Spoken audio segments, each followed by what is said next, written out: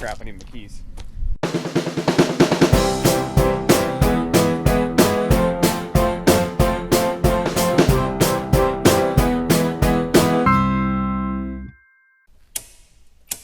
Alright, quickly before we get into the reason why you clicked on this video, couple updates.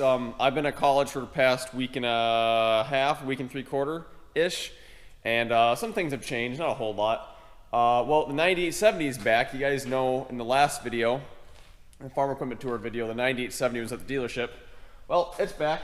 Looking better than ever. Not really much to say about that. A lot of the time I was at college, they were actually working on rebuilding a grain bin, which obviously I didn't get any footage of because I wasn't there. So not a whole lot has changed on the equipment side. But, I mean, we're washing the trailer, washing a few trucks. We got the 40-foot draper put on the S780. We are currently in the process of rebuilding the 635F for the 9870 and just kind of buttoning all things up before we get to harvest here. Also, I actually came home yesterday and I actually came down to the farm for a couple hours. So yesterday, my brother and I, we washed this 6000. I think he did that 6000 earlier. But we washed the old 6000 and we started filling the booms full of antifreeze and stuff. So I got to finish that up today. And yeah, now let's get to the reason why you guys clicked on the video, which is back here. It's kind of dark in the shed, so I'll open the door and I'll bring everything outside so you guys can see it. And I was down yesterday and I did cheat. I did look at it last night, so, but it's pretty cool.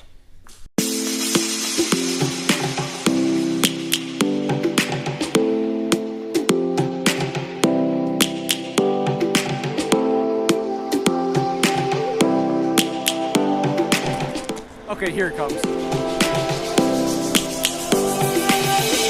Lions roaring in the morning sun, searching for a longer day.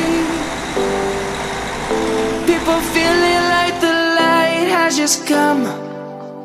We must never stop the way.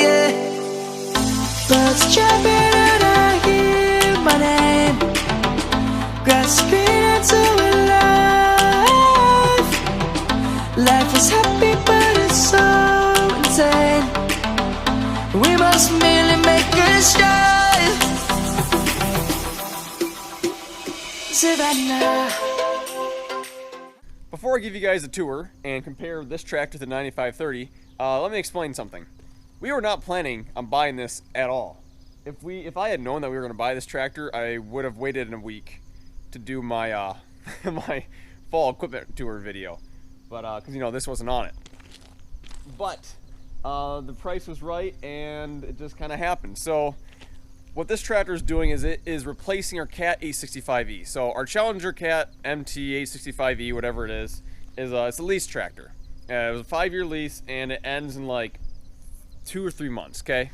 Right after fall, basically.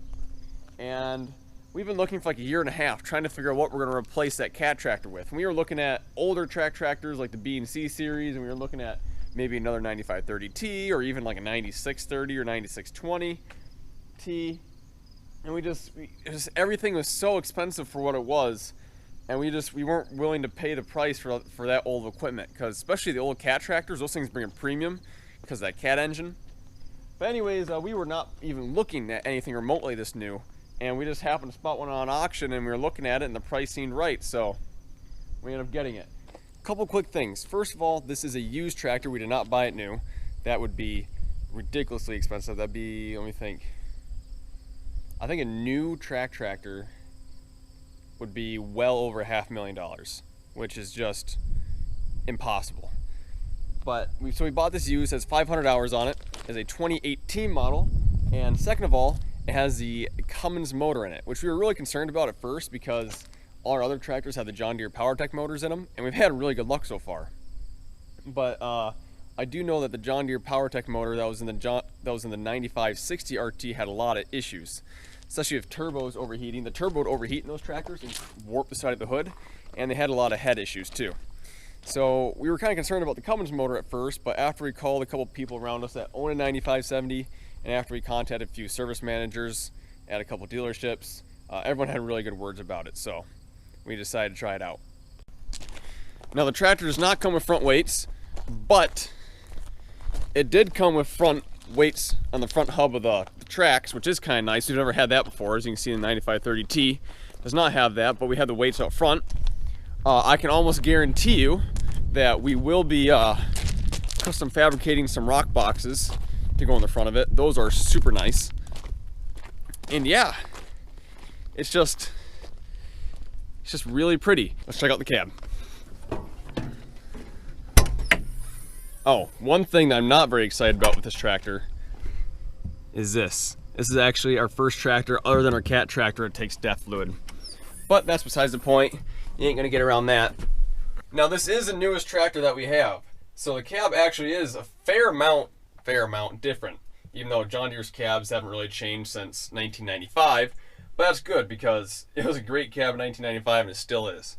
The main differences are, and up until the R series, all the tractor settings were over here on the wall, underneath the window, which was fine. It was easy. We still have a couple tractors like that. In fact, the 9530T is like that. And then just had a simple cluster here, and didn't have any monitors except for this one. And then you get to the R series, like our 8360RT, which is like a 2012 to 2014, something like that. And they got rid of the cluster on the side, but they put a big thing of buttons right here and a smaller screen, and you had to use the buttons or a touchscreen to navigate and change all your settings. Now they get rid of all the buttons and you just have a really simple cluster here, and then all your settings are on this monitor, including actually on this tractor the guidance is actually built in the monitor too, which is pretty nice. I'll just start it up here.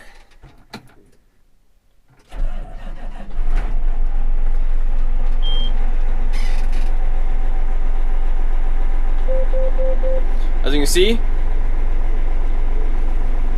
guidance is actually built right in the monitor, super nice. Here we have hydraulic settings, 3-point settings, which we don't have a 3-point, so it doesn't do anything.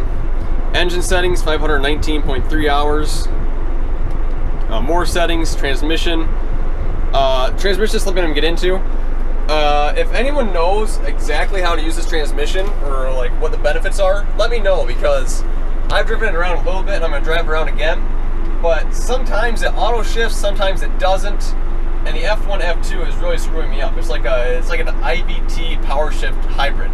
All I've ever driven is a straight power shift or straight IVT, so yeah. Anyways, after that we have iTech, which I'm not for sure what that even does. Bluetooth call, music, lights. I really like lights. I like to be able to see at night. This thing has a lot of lights and they're very programmable, which I really like.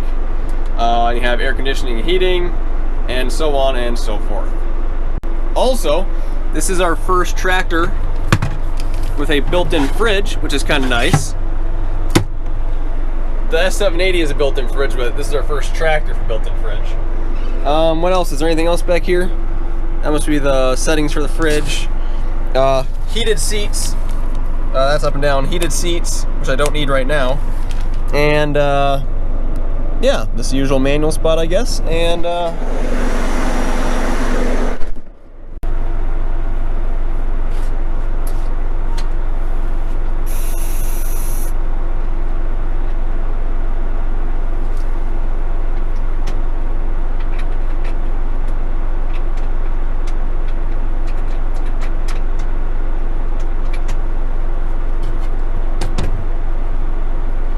there we go. Okay. I can tell you off the bat right away without even moving that this is way quieter than either 9530TR or the cat tractor are. Okay, so as I'm in 13th gear. Let's go down to 10th. Okay. 11. Oh, I'm in F1 mode. Let's go in F2. Okay, puts me automatically to 14th gear. And now I can move this little thing to, sorry, you guys are wiggling around a lot, I know. I should probably watch, make sure I don't hit anybody. Flashers. There we go.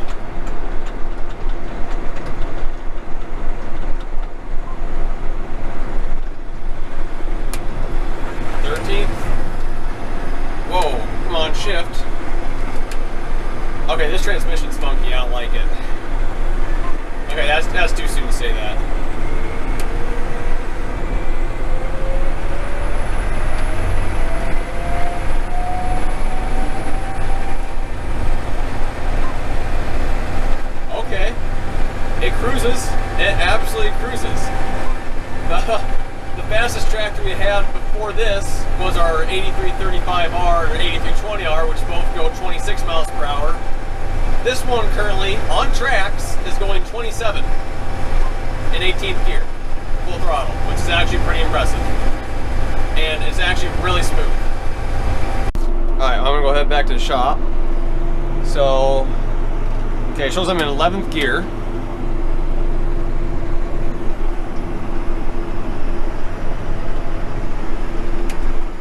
th, 13th, 14th, 15th, 16th, 17th, 18th. Alright, now feel how, oh my goodness, it like takes off. For those of you guys who do not farm and you're like 27 miles per hour, what's the big deal? 27 miles per hour in a tractor is absolutely cruising. I don't know if you can read it or not. 26.7, 26.9. It might hit 27, it definitely did earlier. Okay, well, my quick little verdict here. My quick little verdict is that I'm definitely gonna have to get used to the transmission. If somebody can explain to me what the auto shifting does, and that'd be fantastic. But other than that, my short drive up and down the road, this is a very, very nice tractor.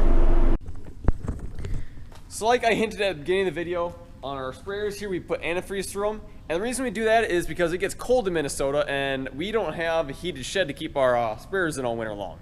So if we weren't to put antifreeze through them, all these lines would crack and break, all the nozzles would crack and break.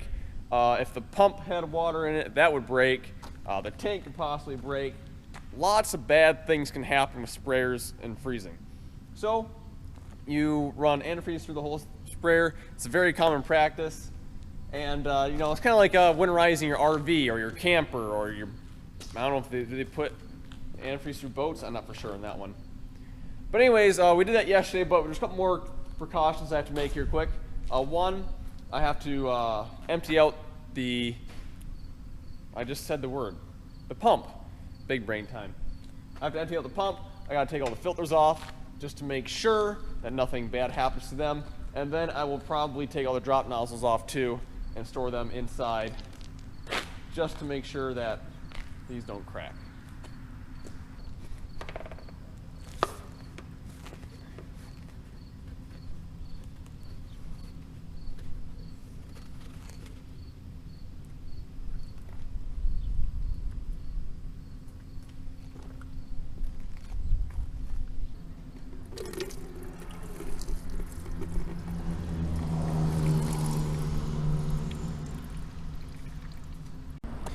Well, the old baby should be good to go for winter. All the nozzles are off, packed inside. The lines have all been drained. The tank's empty. The plug is out of the pump. And I missed something back here. All the filters are off. So, nothing should break when it freezes.